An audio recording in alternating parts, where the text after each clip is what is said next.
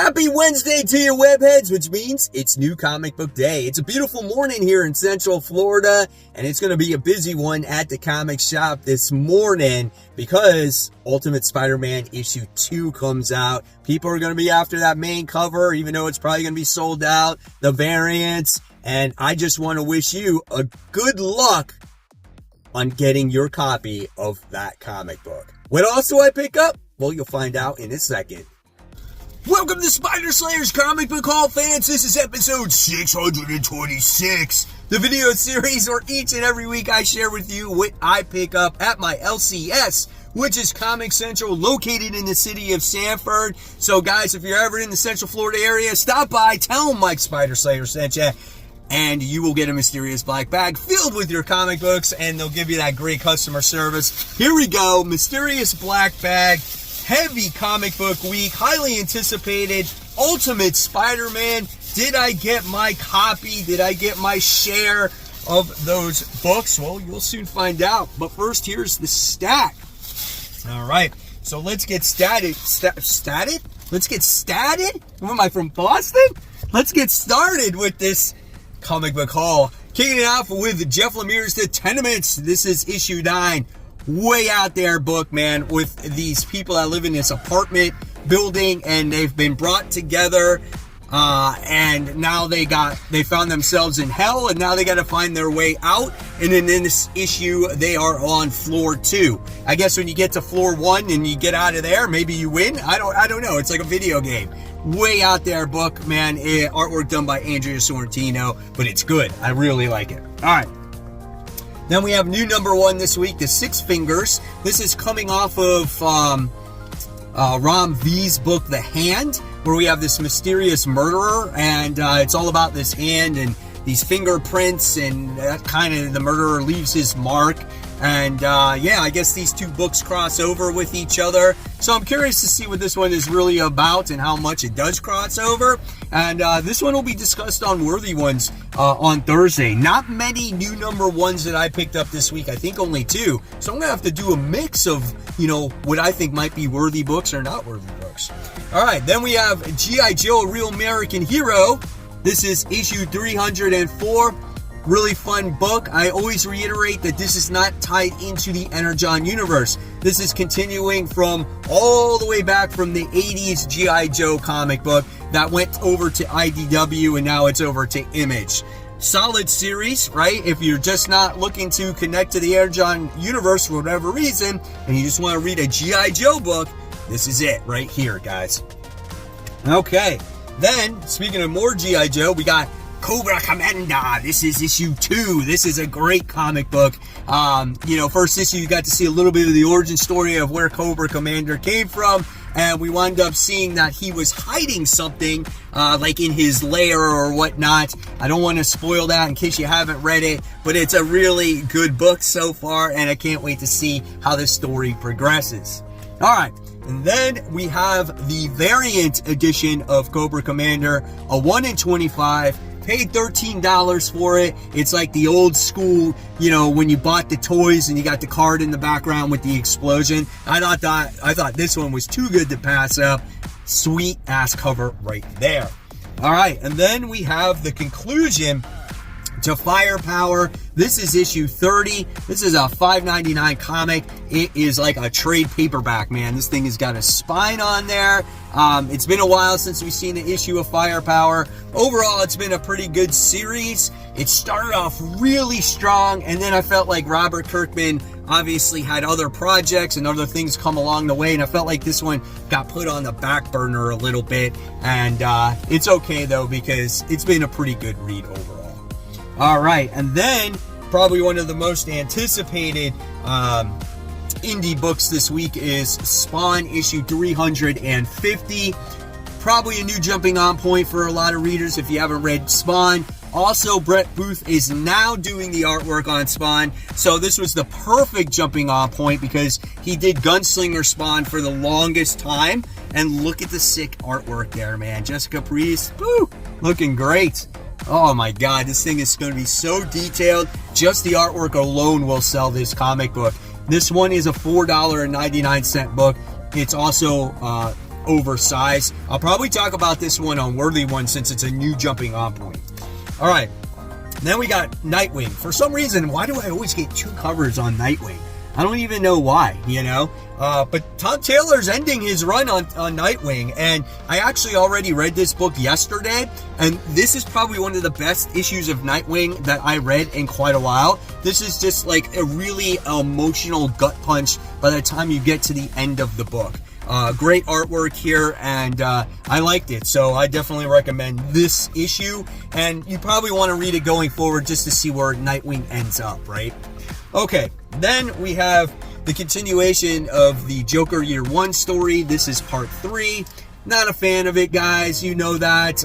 Like I said, I think I skimmed through the last issue. I don't know what it is about this story. I don't know if it feels disjointed to me, or I don't care about this Year 1 story with Joker when I thought it would be something completely different. But I'm just not into it. So I'm kind of waiting to see this story arc end and then continue reading Batman from there. So yeah, it's sad to say, but it just for the first time in a really long time, I'm not that into the story of what's going on when it comes to Batman.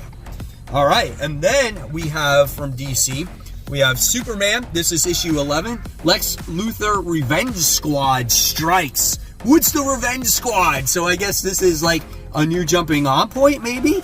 Check out the artwork in here. So a lot of facial expressions. Who's the artist on this one? Baldion, I guess. Yeah, it just looks like over dramatic facial expressions. All right, we still got that guy back still in here too. So yeah, that's cool. Was he the Chained or something? I forgot his name. But here's more artwork in there. Bright, vibrant colors really make the comic come to life. So yeah, Superman issue 11. Then we have more Superman and Batman together with World's Finest. This is issue 24. Great story here when it comes to Gog and Mangog. And now we're going to get Darkseid in this book. It's in the Kingdom Come Earth. Man, oh man, I think this is going to be a very climactic type of issue right here going forward. That's intense right there. This could be probably the best World's Finest story as of right now, man. Good stuff. Can't wait to read issue 24. All right. And now, before we dive into Marvel, I gotta just give a quick shout out to the webheads out there. Shout out. Our first shout out of the day goes to Carmelo, who says, I really hope Mark Bagley draws forever. Look at the interiors for Superior Spider-Man. I love this stuff. And it's funny that he brought that up because I pointed out the same pictures in my review. Some great art, a lot of patience to draw all those characters. Thanks for sharing, Carmelo.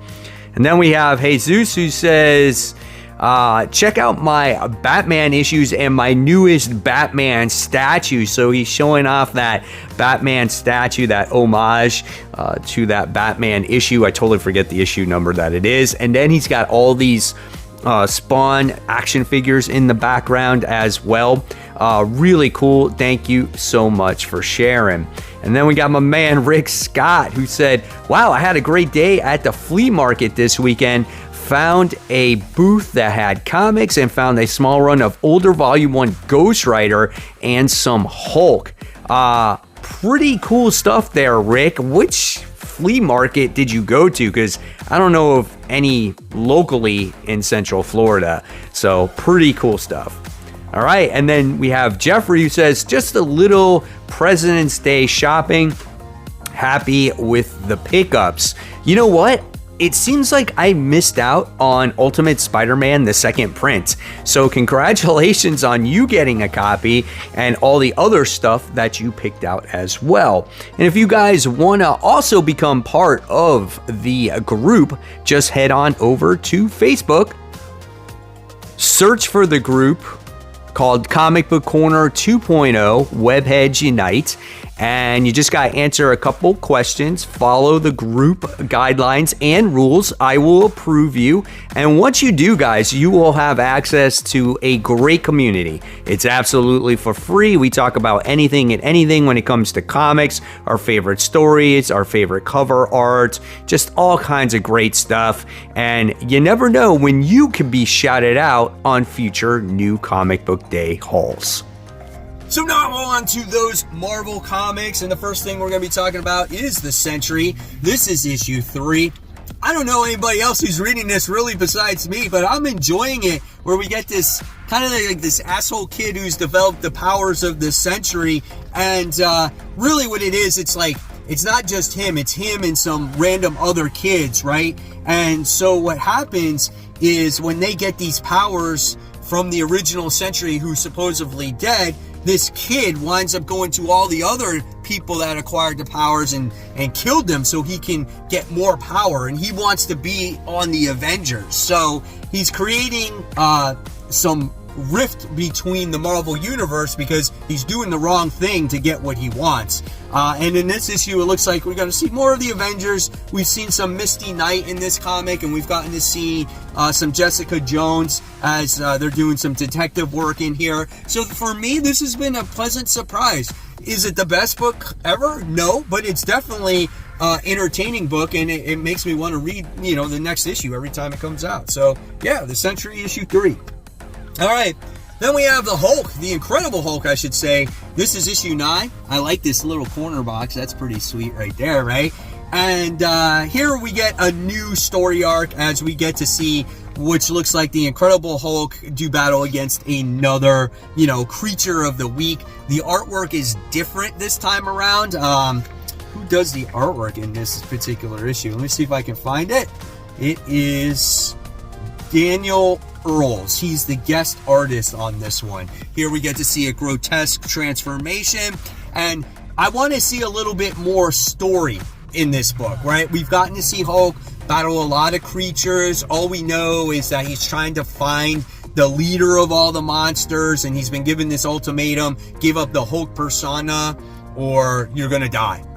And so he hasn't done that yet. And we get this girl, Charlie, right, who's his little sidekick right now that really likes him, but we don't know what's really going on with her either. We just know that she was in an abusive family. So I need more story progression. That's what I'm hoping to get out of the Incredible Hulk. Will I ever drop it? No. I think it's really good. It's just, I want more story. Is there something wrong with that? All right. And then we have the Rise of Powers of 10. Listen, this is leading up to the whole end of the Krakoan age. I can't even know, I don't even know my ass from my head at this point when it comes to the X-Men. They're all running together. I'm lucky to read these at this point because it's just like, man, is this the good one or is this the not so good one?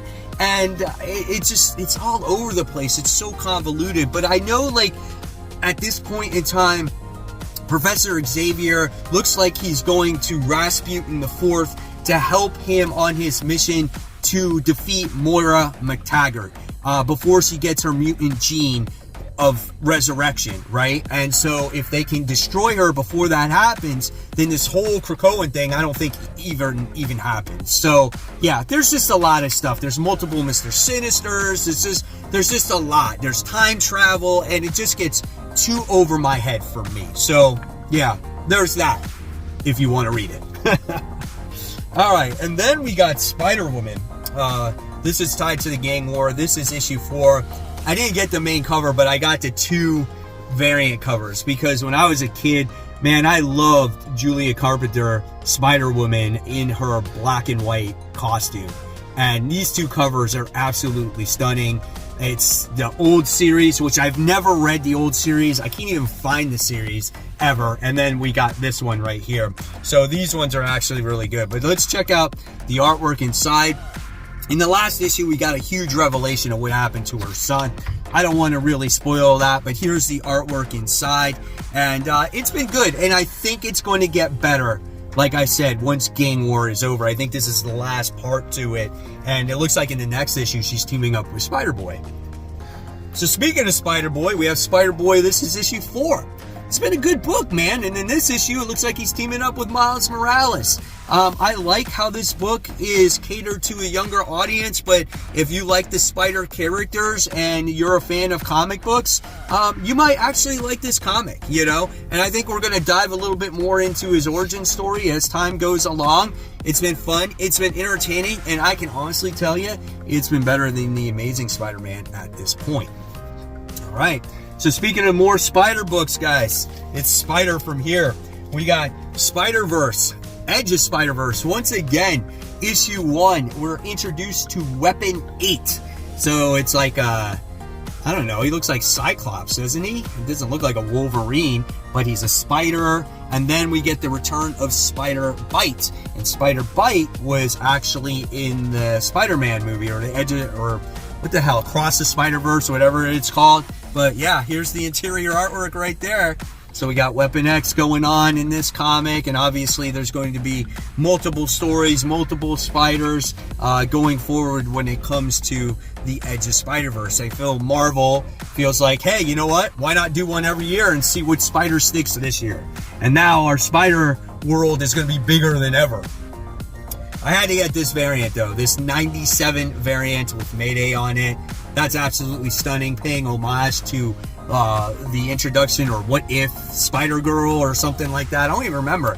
I don't even think I have the original cover appearance of her. So I was like, oh, why not get this one? Gotta love that classic corner box in there. Pretty cool, man. Like it.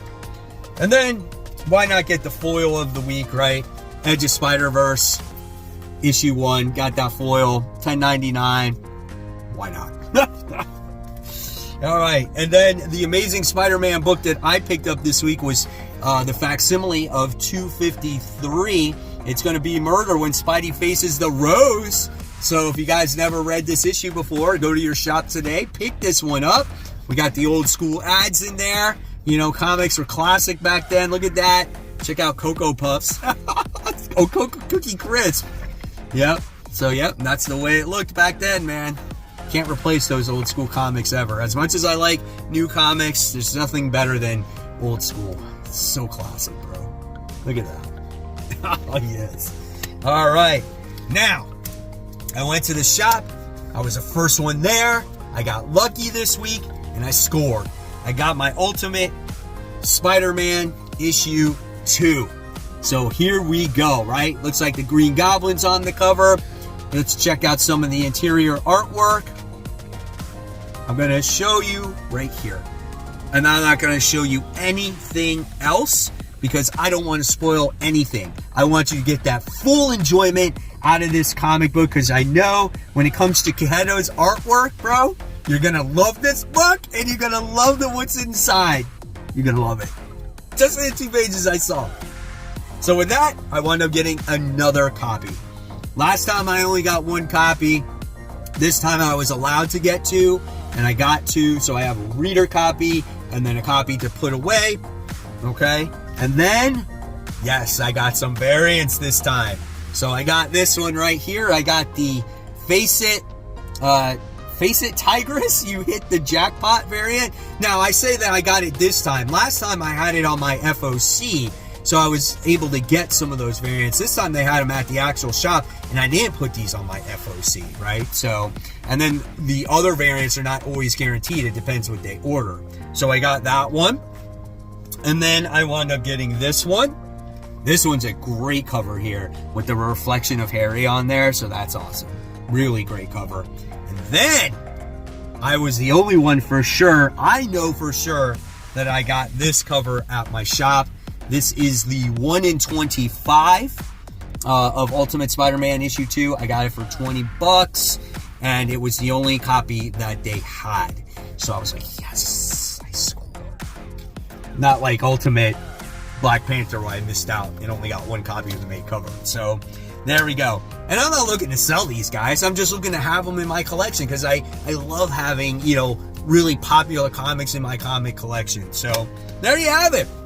There's the haul for the week. Hopefully you guys enjoyed it. I want to know in the comments below what you picked up this week, or on my Facebook group, or on my TikTok, even though it's like just random videos on there right now. Whatever. If you want to follow me on TikTok, go for it. If you want to become a membership of the channel, if you want to become a member, make a small donation each month as low as $1. It's great because you get early releases to videos, you get stickers during live feeds, and when you make your comments and stuff like that, it's much appreciated. It helps the channel. And guys, hopefully you're supporting your local comic shops. Always read those comics. You know, have a happy new comic book day. I'm so excited I don't even know what I'm going to say anymore. Except, See you later. Take care, guys. Bye.